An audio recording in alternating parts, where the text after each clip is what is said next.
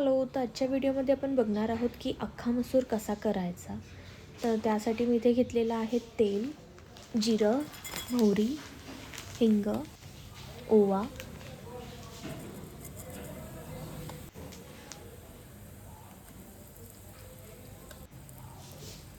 आता आपण यामध्ये टाकलेला आहे बारीक चिरलेला कांदा, टोमॅटो, आलं लसूण पेस्ट,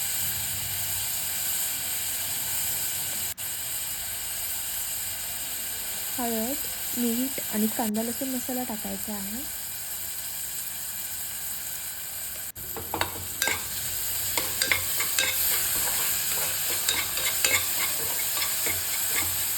ते चांगलं 5 मिनिटं परतायचं आहे.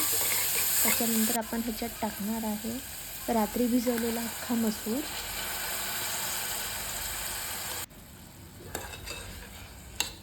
हलवून घ्यायचं आहे. अर्धा कप पाणी टाकायचं आहे आणि कुकरच्या 2 शिट्ट्या घ्यायच्यात आपल्याला.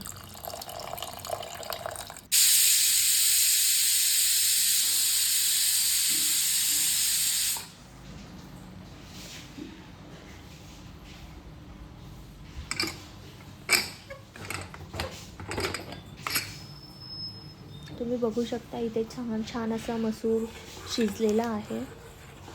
थोडंसं हटायचं आहे आणि भाजी जेवणासाठी रेडी आहे.